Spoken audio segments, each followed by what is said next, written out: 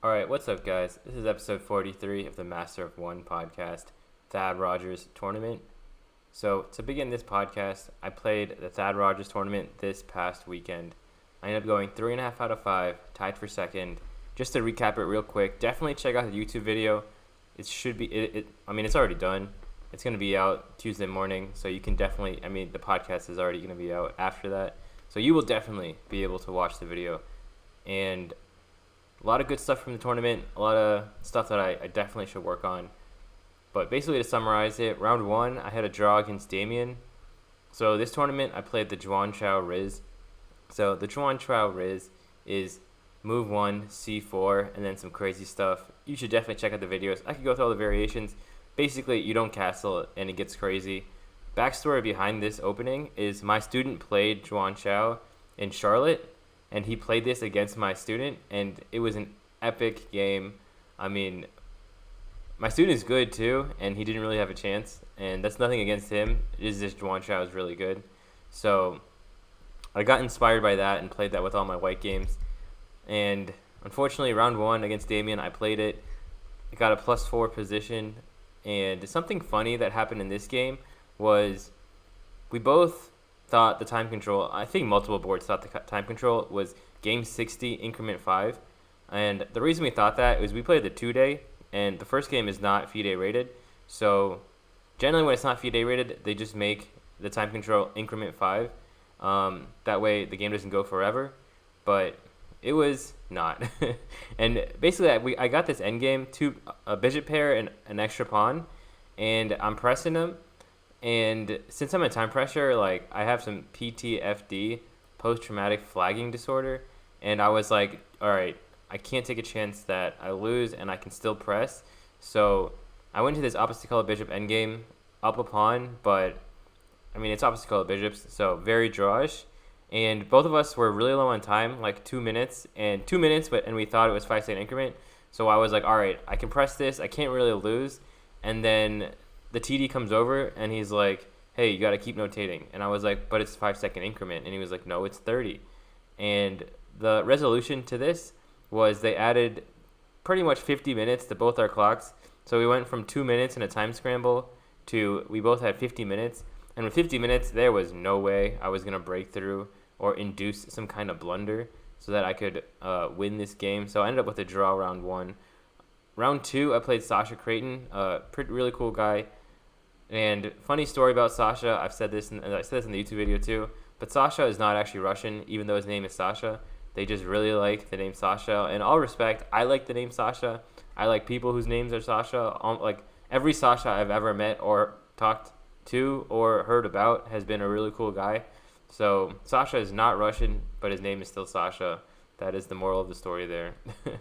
And this game I played pretty nice. Played a Dutch and got a nice kingside attack and ended up finishing.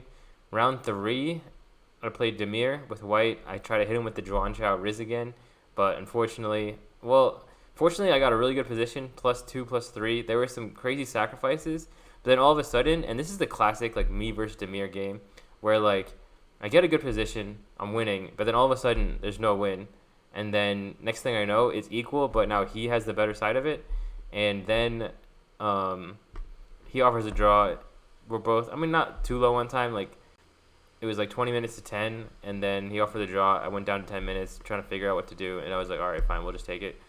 And that was a draw round three. Round four, I played the man, the myth, the legend, Ethan Sheehan. And this game, unfortunately, I tried to hit him with the Juan Chao rizz. Got a very nice position. The opening turn, he actually played the Stonewall Dutch, so I turned into like almost a hippo.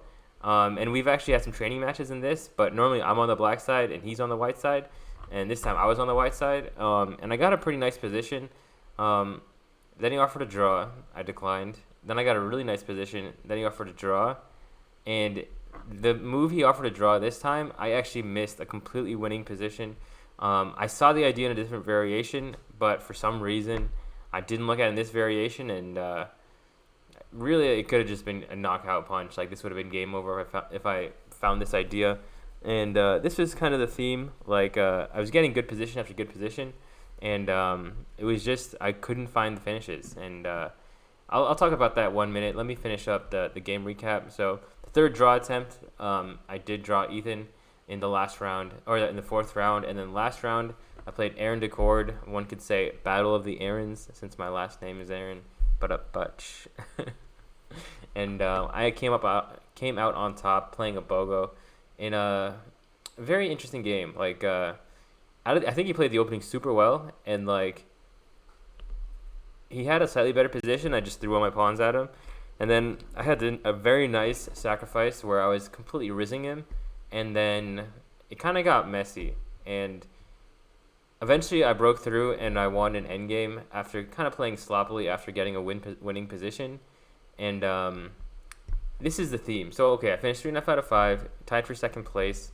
Damir was actually playing Zapata in the last round, and it was a very drawish position, and Zapata actually grinded out this endgame that was very impressive. So he ended up taking first place and winning the tournament. So the takeaways from this tournament are, when I do puzzles, I gotta really do puzzles. I can't be like, all right, well, I think this move is correct, boom, and then sometimes it's right, sometimes it's wrong.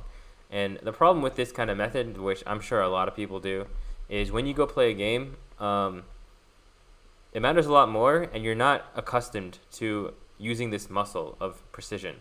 And I feel like if I had done every puzzle, so I do 10 puzzles a day and 2 puzzle rushes. Puzzle rush numbers have all been up. They're all like 42, 43 plus on the reg. Like 46, 45 is kind of my average, which I think is a pretty solid number. But the puzzles, and my rating has fluctuated between 2600 and 2700. And if I had done these puzzles right, I think I would have found some of these finishes. Like, okay, these were not like simple puzzles. This is not like I missed. I think there was one game where like I blundered a pawn, or I could have trapped his bishop, but I was in time pressure. But the critical moments, I was never really in that much time pressure. And don't get me wrong, the puzzles were very complicated. It was like, if I showed you this position and I didn't tell you it was a puzzle there, most people would not have found it. But let's not forget, like, we're playing the top of the top. We're playing strong players. If you want to knock out someone good, you got to really find the finishes. And I think that's a very good takeaway. And I'm really glad I played this tournament, because my next big one is US Masters. And that's going to be a really strong tournament. And I want to make some moves and really make some progress there. And this is why I can't stress enough, like, it is important to play tournaments. I would say about once a month.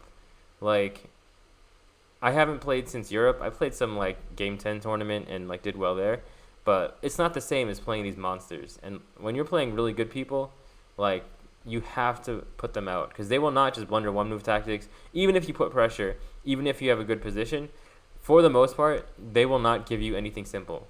And that was the case here. Like, I did get good position after good position, and generally that is the hard part.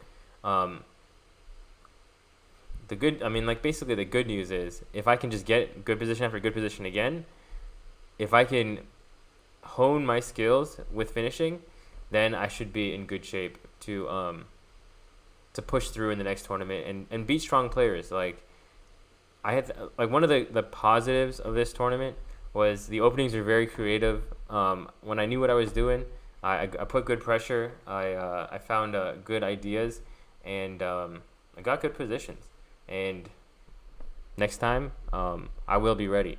And that is, like, if I had went into US Masters without this tournament, I would have been like, well, let me go see whatever, and I probably would have gotten some good positions and not finished, or like I played better players and would not have even gotten good positions. So tournaments are important for your development, or just to keep in shape. Like, ring rust is a big thing for like fighters. So I'm definitely trying to stay like one a month, like that kind of activity levels. Another thing that I kind of saw is you have to be very aware of your piece coordination. Like, there were a couple moments in games where I kind of let the coordination get away from me, and that's when my opponent would come back or potentially even take the upper hand. So being very, very aware of, make sure your pieces are coordinated. If you're losing coordination, like, be very hyper aware of tactics, and make sure like you can recoup and you can pretty much avoid these coordination issues. Another thing that I think that stems from that is being hyper focused on one thing or a certain thing. like I would lose coordination a lot of times because I was chasing something else. Like I was like, ooh, I want to do this, and then I would lose coordination. Or like, hey, I really want to break through here, and I'm not looking at the other side of the board. So definitely like taking a step back in certain positions and trying to be objective and think, okay, as a war general, this is my army and this is the whole battlefield, what would be the correct decision, keeping that in mind. So that was the other kind of really big takeaway from the I need to work on and improve side. But good things were creativity opening. Didn't really get into any serious time pressure, but definitely can improve that. I was walking around, and I know I shouldn't be walking around, but I always tell myself, like, hey, I got a good position.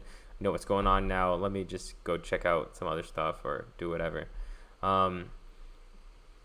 So those are things I want to work on. Overall, I would say the tournament was run really smooth, really well. I mean, one thing they did ask for, how could I improve this? Announcements were super long. And like when you start 5 minutes late, I'm not saying that they like were super tardy in terms of getting things going or anything, but they would start a couple minutes late and then have like 10 minutes of announcements or like 15 minutes of announcements. And for the most part, a lot of the times it would kind of be the same thing, like, hey, do this and this, hey, touch move, hey, this. He would give this guy the floor, he would give that guy the floor. Like when I run tournaments, unless Carter specifically has something to say or he lets me know, like, hey, I want to do these announcements, I'm just going to run through the basics and be like, all right, guys, start your clocks. I understand round 1 and round 5. There are certain announcements you need to make about prizes, about all the general rules. But 2, 3, 4, like, if it's the same thing, like, you don't have to make a whole, like, speech and show about everything that's going on. That's just my take. I mean, I guess some people like it. I would say the general consensus do want less announcements in certain circumstances. But once again, that's just my take. But another thing that I think was really cool was it seems like there's a very nice community vibe going on. I would just say like 5-6 years ago, it always seemed like there's some animosity or some tension or some competition between people. And now it seems like everyone's like having a good time, joking around. Like even the games, like me and certain opponents, like we would pump fake, we'd laugh at each other. We're not like talking or anything, but like there's a very good hearted vibe. Like no one's really rage quitting or anything. And same thing with the directors. Like everyone seems very helpful, very nice. And this is kind of just my theory for it. At least when I first came into Georgia, like I was kind of a stranger from a different place, different state. So there was at least some kind of level of who is this guy? Like, does he want to take over the business? Does he want to be competition? Like, what does he want here? And I think with being here 10 years, with me having my own struggles with like running tournaments, trying to make GM, like it hasn't been all rainbows and sunshine. And I think people see that, and like I feel like I'm not gonna say trouble, but like hardship or like going through hard conditions, and like it builds some kind of level of respect where it's like, okay, like you're a human too, like you have your things that you want to work on, we have our things we want to work on, let's try to help each other. And I think that just comes, like, I think the longer you are in the business, the more you're gonna see helpfulness and kind of feuds boiling down. In the beginning, like I was never this way, but I think it's, at least what I've seen, it's very common for people this way.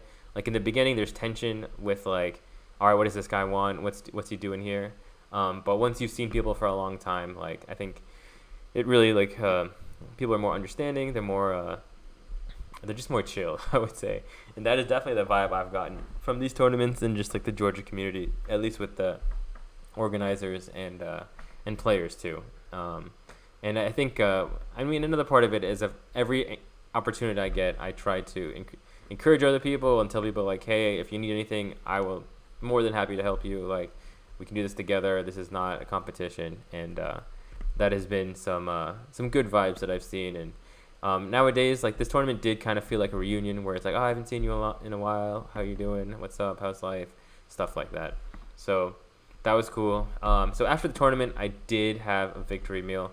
I got some Korean barbecue and hot pot. It's right next to my house. All you can eat, $25, win-win. Now, one thing I will say about Korean barbecue and hot pot is I'm kind of inadequate when it comes to these things. Like, first 10 minutes are great. You're ready to eat. You're doing all this stuff. And then 30 minutes in, I'm like, man, I'm full. Like, I ate everything I could. I got no room left. And, like, the waiter's like, you sure you don't want more? Like, I almost, like, get Indian auntie vibes. And, like, no, you should eat some more. And I'm like, dude, I can't. I want to. And my takeaway from this is, like, that is why I kind of wish I'd be big and tall. It's not for, like, other things, and I'm really digressing here, but one of the great perks of being a big, tall person is you can eat a lot of food, and you can really enjoy buffets. So that is my little bit on Korean barbecue and how I have a lot of work to do in terms of being able to eat a lot. So that's pretty much the recap of the Thad Rogers. So let me get into the EAC stuff. So our Halloween Championship, number 6 tournament we've run is October 28th. And the list is already really, really strong. Actually, I'm going to pull it up real quick. Done some edits to the website just to improve it just a little bit. A drop-down menu with different tournaments. So there's not a bunch of tabs and everything, which I thought was pretty cool. And I will be working on that in the upcoming weeks as well. But yeah, we're 30 deep so far, 30 people registered, and 1, 2, 3, 4, 5, 6, 7, 8, 9, 10, 11, 12, about 15 people in the over 1800 section, the championship section, headlined by none other than very strong Grandmaster Timur Gareyev, a good friend of mine, very strong player. I mean, he's 2650 USCF. He's played in the US Championship. He's played in the World Cup. He was above 2600 FIDE, which is a huge milestone, pretty much super GM level.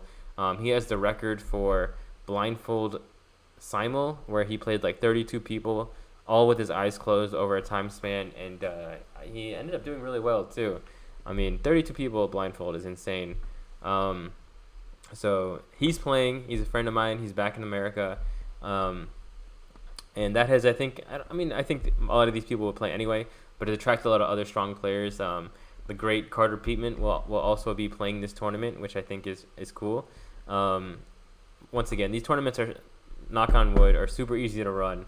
So Carter can definitely play, and I can run it. That's no problem. He'll still be there to help out, and I think that is 100% no problem. Now, one thing that I think has been working really well and doing really well for the business is having a list and having different entry points. I can't stress enough, like, if you wait till the last minute and, like, you don't really know who's signing up, everyone's going to kind of wait and then see. And there is another tournament in Georgia this same weekend, one of the Chess Zone tournaments, and I definitely think there's enough people for both. But by having these price deadlines, every week you have, the first week you're going to basically get 20 signups. That's what we've learned. The cheapest entry fee will generally get 20 people to sign up, which already now you have a base to work with. Once people see, okay, 20 other people are signed up, now people are more likely to sign up, especially like if you see certain sections are strong. Like our open section, our top section is always super, super strong. I mean, Ethan's going to play, Davis is going to play. We had Zapata play, now we have Timur playing.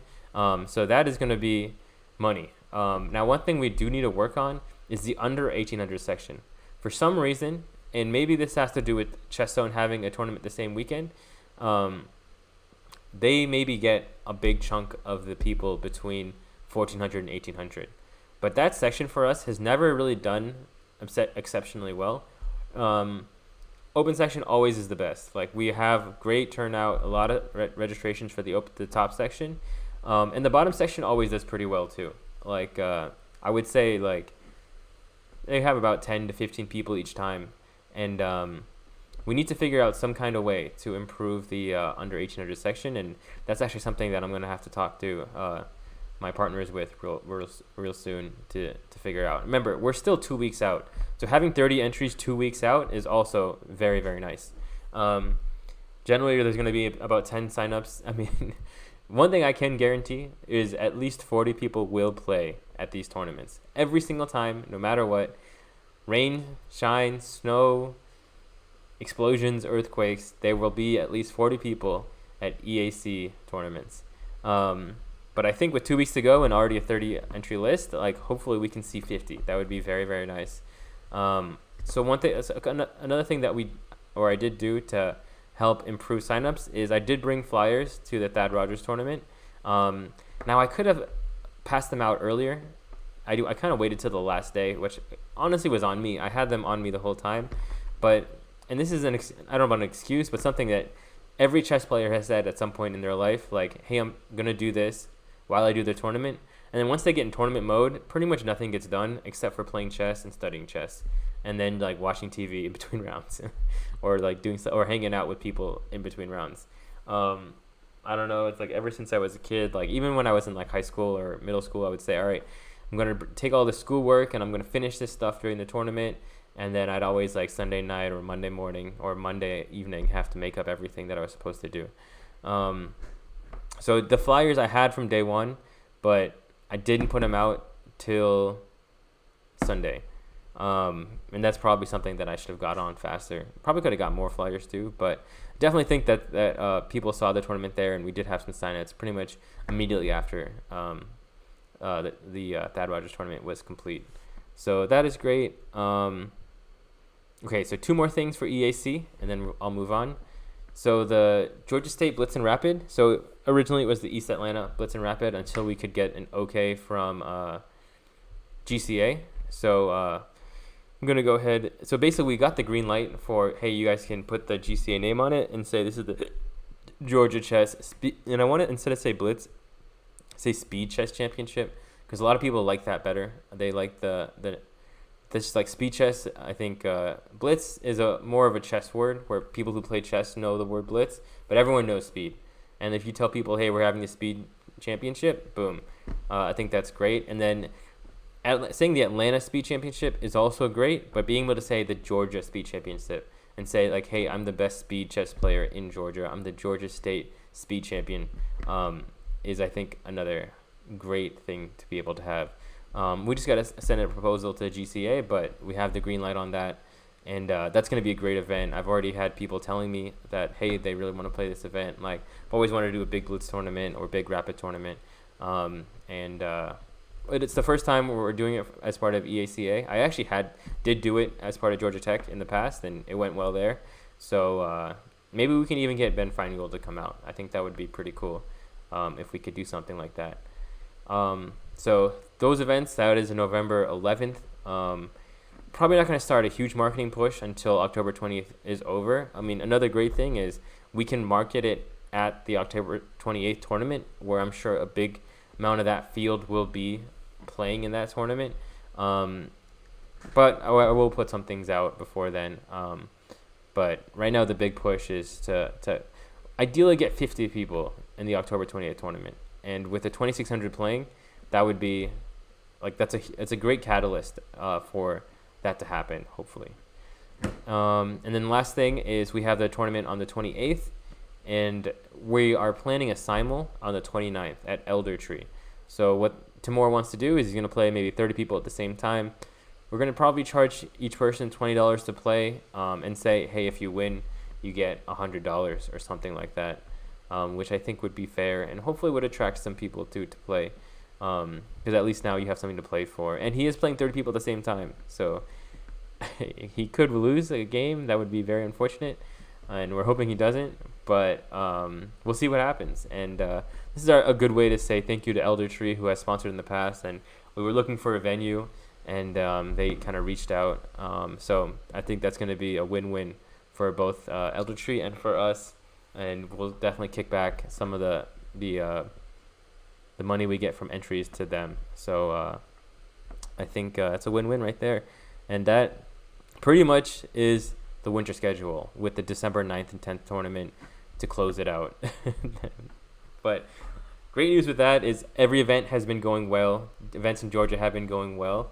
So we can hopefully get the word out. I mean, probably we'd have to do it in November or in the next week or two to get ready for December 9th and 10th. So things come up fast. As you get older, the days go by fast, and you really got to keep pace. Otherwise, I guess you just get old one day.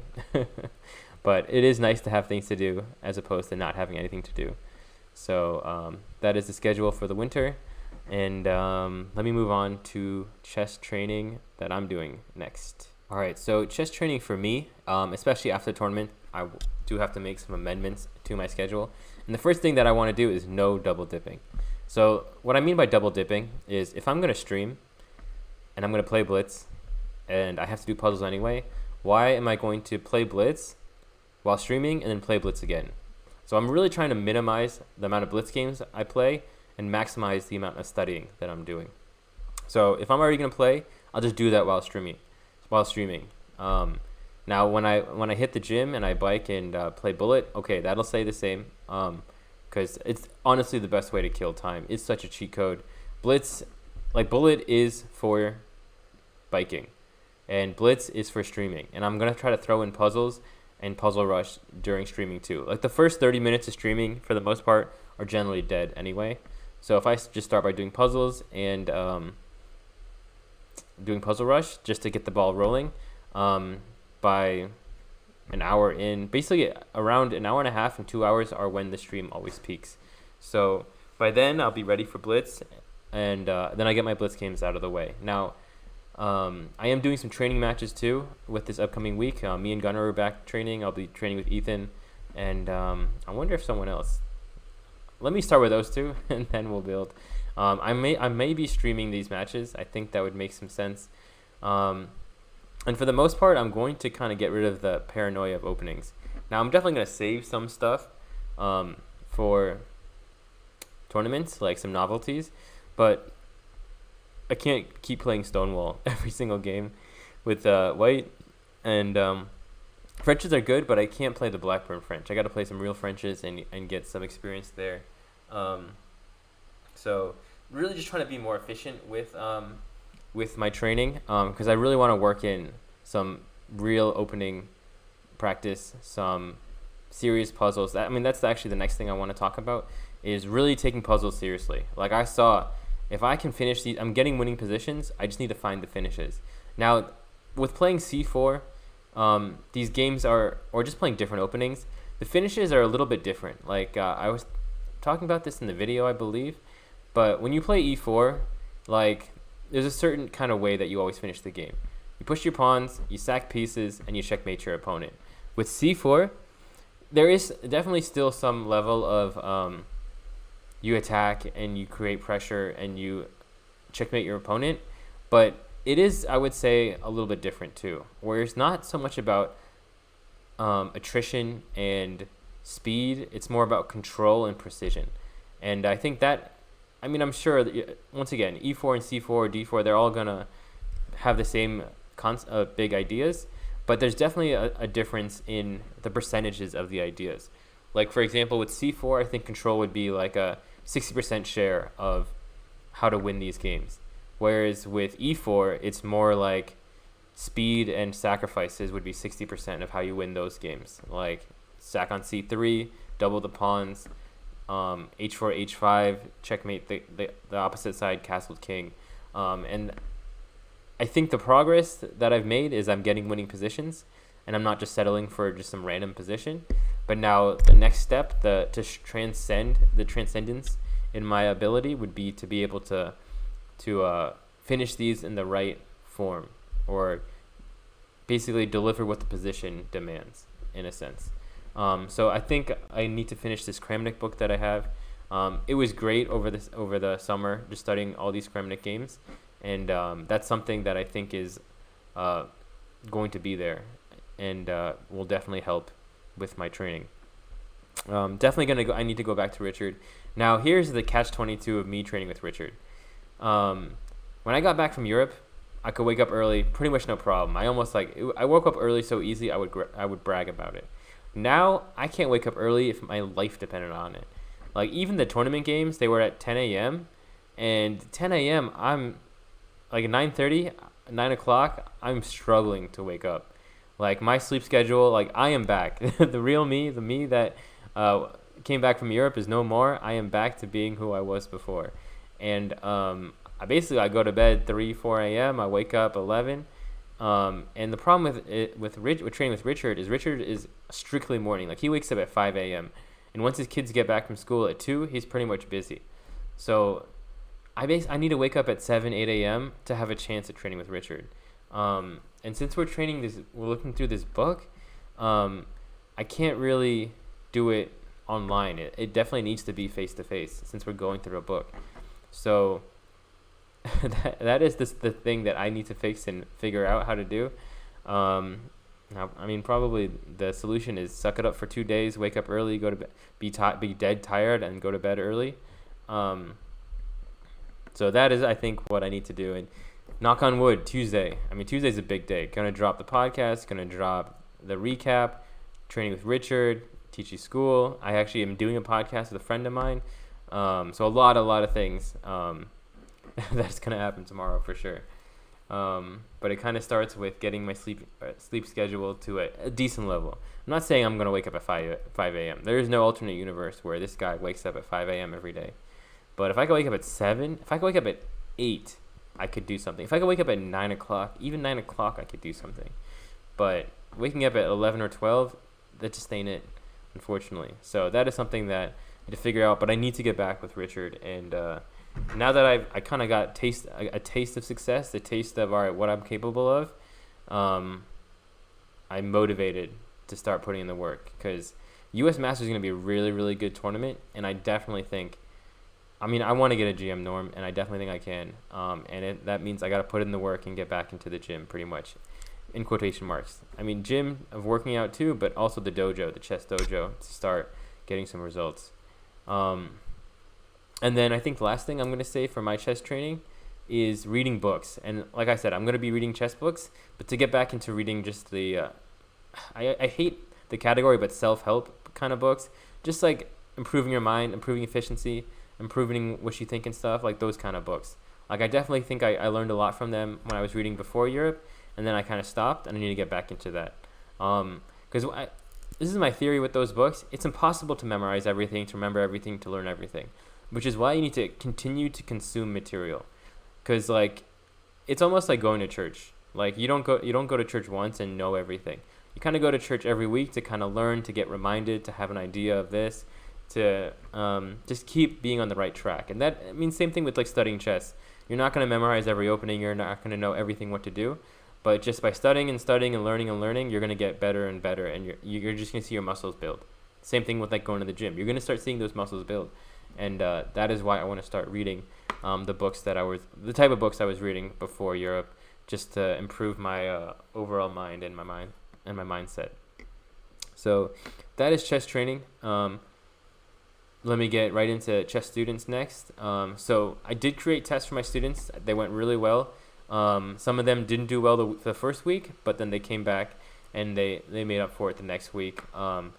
It was a good exercise. I think my students all enjoyed it. Like one kid was kind of nervous, but when he did well a second time, like he definitely gained confidence from it. So having that kind of direction of like, all right, this is what we're learning, this is what you're going to be tested on, and now this is what you know. And then building on that, week by week. By the end, it's almost like a college course where you're taking a final exam. Except I think with chess, it's a lot of fun. Like studying for like random subjects, maybe not the most fun thing on earth. But when you're playing a game, it's almost like watching tape as a football player, watching tape as a fighter. Like you get to do it, and then you watch, and then you get to actually do it. You get to actually see it improve your game. So tests were really, really good. Another thing I did was from the 2 weeks of streaming, I cut up all the Stonewall games. I cut up all the Stonewall Dutch games. I cut up a bunch of Frenches, and I put them out, like 10 great Stonewall games, 11 beautiful Dutch games. And I want my students to watch those and get ideas on like, okay, so this is what I'm going to do. And this is what you can do. And these are the kind of tactics that you're going to find. Like one thing I noticed with like bullet is, I think a big reason why my bullet rating got so high is I understood the patterns in those positions. Just like I said, like the C4 tactics are a little different from the E4 tactics. The Stonewall tactics are all very similar. And just by playing like a million games in the Stonewall Dutch, even against high-rated players, I just knew where the pieces should go. And I knew how to find the finishes in those positions because I've done it before. So probably this week, I would do like C4 games or E4 games and just keep building, and then put out a video on that. So the videos are great. Editing does take a long time. I will say, like, kudos to all the YouTube people, to all the guys who make videos. Like, editing takes work and time. And it can be very fun. Don't get me wrong. Like, I do have a lot of fun editing as well. But you can only put so much content out on a weekly basis. But that being said, I have been putting out a lot of content, which I think will reap returns in the long run. And actually, I think I'm at like 990 subscribers. Once I get to 1,000, I can actually start monetizing this, and then hopefully go to the next step, and then even streaming. I think I just need to average 3 viewers for a long enough time, and then I will be an affiliate. I checked all the other boxes, so it's nice to, just like how my students are getting tests and they're getting to see like progress. Like, same thing with YouTube and streaming. Like, I'm very close to hitting the next step of being able to actually monetize this, which would be fantastic. So I put out the game videos, a recap video. I put out the Ad Rogers tournament. I'm gonna have to start going through Europe and doing all those too. I thought originally just putting out like the one hit videos, like the nice videos, like against the strong players, Damir, Ditsky, Casa, Becerra, like just putting those out would be good. But I think I should do that on top of just doing the whole tournament. And I think the proper form, the proper way to do this is you do each game separate videos, and then you put it all together into a big video, and then you release the big video, and then you can release the highlights as well as the big games from each. Because I think certain markets want to see the whole tournament, the progression, everything together. Certain people just want to watch one. Certain people just want to see highlights. But if you do it one by one and then compile it, you have all the others. Instead of having to make the big one and then cut everything. The cutting does take some time. And something that I have been doing a lot of the last couple days. So these are all learning processes, a lot of growing pains, but it's worth it. It's fun. Enjoy it. And it's really nice to be able to put out so much content in such a short time frame. Chess at schools. Wesleyan, the first fall semester is over. Kids are getting good. Like, if kids stay in the chess program, they definitely are the ones that, I mean, this is kind of obvious, but are improving. And it's nice to see, like, if they make it to the next semester, they get to play the new kids, and now they get to kind of style on the new kids. And, like, that is the reward of staying and doing something. Now, something that I learned is very important is establishing rules and establishing a plan. Like, I was doing this in the past, and I think I'm going to change this for tomorrow. Once 2 people finish, you kind of wait for 2 other people to finish, and you put them together. What I'm going to do is get the roster, basically give each person about 6 matchups. 6 matchups for the class. And they're going to play that person for 10 to 15 minutes. Now, they can do different types of chess. Like, Pawn Wars is one good starter one. Then 3-check chess is a great variant. Crazy House is hard because you need a lot of pieces. But Take Me Chess is a nice variant. Doing one standard game, switching colors. And you can do all that in 10 minutes pretty much. In 10 minutes, you can do 3-check, Take Me, Game 1, Game 2, and then Pawn Wars. Like 5 different variants. And then switching. But the chaos of, like, okay, you got to wait. And now since you have to wait, you're in this limbo phase. So when kids are in limbo, they start jumping up and down and doing random things. So having a plan, and also giving people timeouts. And this is something that you see at every martial arts school that I'm going to try to incorporate in these chess programs. Is like at the beginning of the session, they kind of go through like a code or almost a creed. Like, I will respect my opponent. I will not hit a man when they're down, like stuff like that. Like for chess, it'd be I will not throw pieces. I will treat everyone with respect. I will not say anything bad about anyone. Just certain things like that. I haven't written out a specific code of these are the things that you're going to say, but just the idea of like almost running chess like a dojo and being like, all right, guys, repeat after me. This, and this. This is how we operate in this class or in this dojo. And then boom, now we really have structure and a backbone to this. And then there were trophies. There were 3 people who won trophies last week, so they're really excited. One of the kids is new, and he got a trophy, and his mom was really excited. So it's really good to see. And then there's a new chess school that is interested and wants to start a program, and hopefully we can start branching out and then hitting the scholastics. this is the real, I think, best thing that we can do, because there are two schools that I'm going to teach. Carter has one, Drew Charter has one, and if we can put these guys together, now they can be friends with people from different schools. Now that we can create a league, then we can start building up, maybe get 6, 7, 10 schools. I mean, we don't even have to teach all these schools. They just have to see, like, dude, there's 60 kids playing together at these schools or at this tournament. Like, let's be part of it, and then we can start growing. And I think Scholastic is really the future. I mean, we have a lot of people willing to help build the future of Georgia chess. So really, if we can build the Scholastics in 5-10 years, I think that would be great for the community as a whole.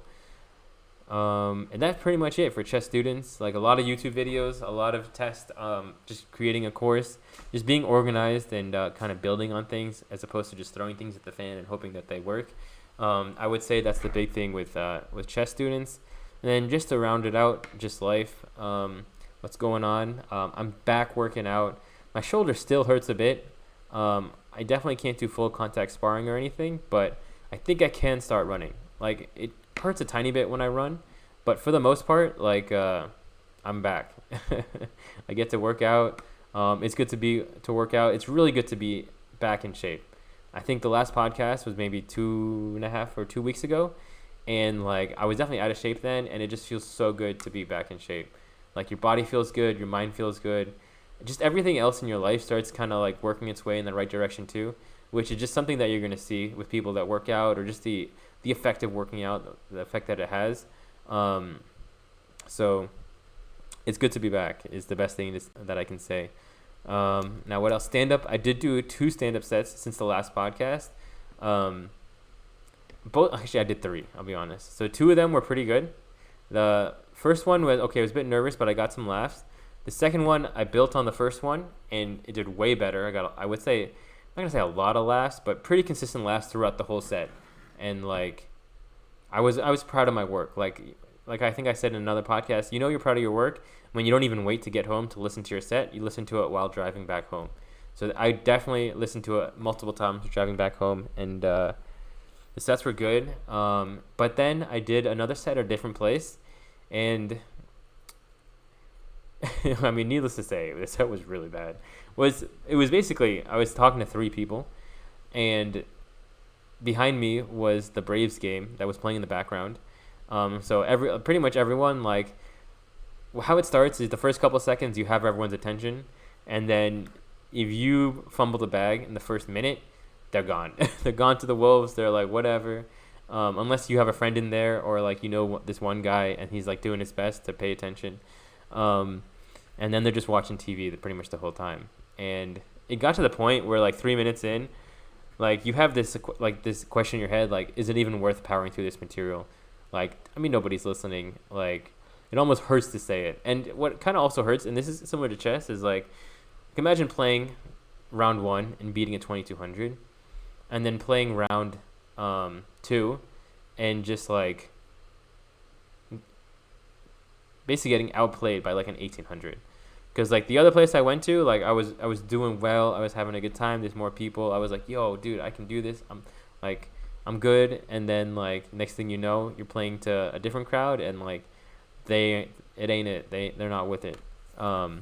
So the lesson there is, one, I think, be very mindful about the first minute, and also just know that some different places are going to have different values, and like, certain people are going to like certain material and certain people aren't. There was one bit that I think at least worked at the other place that I was doing bad at. So I know that there's comedy there for sure, which is a good feeling. But now what I need to figure out is how to work the other stuff. So, like, no matter what, it's still funny. But once again, that feels good to be back. And I was going to do an open mic today, Monday evening, but with all the videos and the recaps, I was like, all right, let me do this. And I want to rewrite too. So I basically have a good idea on these certain bits that they're going to garner laughter. And then I have a lot of other things in the wings. Like, it's almost like having different openings. Like, I know this opening is good. I like my positions here, but I've always wanted to try this opening. And it's funny, like, in chess, I'm not as willing to try, but in stand-up, I'm always trying to try different stuff. And I think that's just, like, in the beginning, like, you have a lot of excitement, you have a lot of ideas. So that's what I'm going to try to do for the next couple of sets, just some new stuff, and probably mix in some of the old stuff. And probably the idea is to see how it's going. If it's going bad, then you mix in the stuff that you know works. If it's going good, then you can throw in some of the stuff that you don't know if it works or not, and you're just trying stuff. And I think that's a very big feel thing. And that's probably the last thing I'll say with stand-up is I'm starting to learn, like, definitely some pauses, talking slower, not moving so much. Like, in the first of the good sets, I remember I was moving my legs a lot. It just kind of gave a big nervous energy vibe. And in the second set I definitely focused on fixing that. And then just practicing a lot, too, so that you're more confident with the words and remembering the lines, I think is important. So that is kind of stand-up for the last 2 weeks. I mean, if the episode wasn't titled Thad Rogers Tournament, it would be good to be back, because in a lot of regards, this was a very big, the last 2 weeks have just been getting back and just getting back in the flow of things and being ready for the next steps. Now, 2 other things that I really want to talk about, and then one I don't want to talk about, but I'm going to do it anyway. I'm not going to say finished, but I pretty much read this anime or this manga, Kengan Ashura. I talked about it a little bit before. Basically, it's an MMA or almost like a UFC type of manga, where they're all fighters. There's tournaments. They're competing. They do a lot of martial arts. There's jiu-jitsu in there. Basically, they talk about every single martial art: Lethwei, Muay Thai, wrestling, pro wrestling, boxing, kickboxing, everything. Which, I mean, for me, is like music to my ears. Like, this is the stuff that I watch every day. I listen to every day. And to read about it in an anime is really cool. Like, so definitely something that I was really into. And I was basically, like, at the point just reading every night before I went to bed, just a couple chapters. And I finished this. And, I mean, I thought it was done, but apparently it's just going on. And every week they drop new chapters. So I made it to chapter 230. Probably take a big break and then come back in a couple months and then read a bunch of chapters. I'm not trying to wait week by week for a chapter. I just don't. It hurts. I mean, maybe I will. Maybe I won't. I don't know.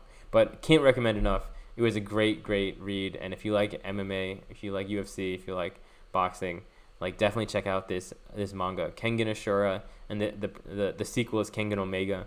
Some people said Kengan Omega wasn't as good. I think it was okay.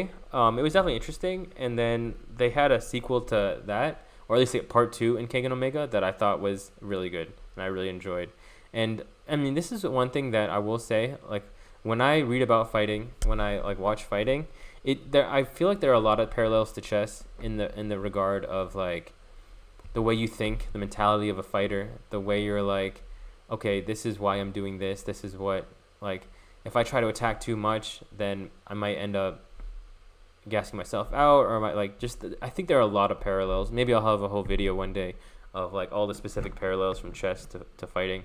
But definitely I learned a lot in terms of preparation, how hard you should work, and I could apply it to my chess and just thinking about different things. And then last thing that hopefully I can recover from is the YouTube addiction. Like, basically every day I come home, or when I wake up, first thing I'm doing is pulling up YouTube and trying to watch something, trying to see, okay, what news is there. It gets to the point where, like, I've seen the same news from, like, 3 different channels. And when I say news, this is all, like, MMA news. Like, I don't have any idea what's going on with the world. The news I've never been a fan of, and I feel like nowadays more than ever, the news is just, like, it's not worth watching. They just want you to panic. They're trying to tell you some crazy, like, basically crazy shit is happening everywhere, is the way the news makes things seem.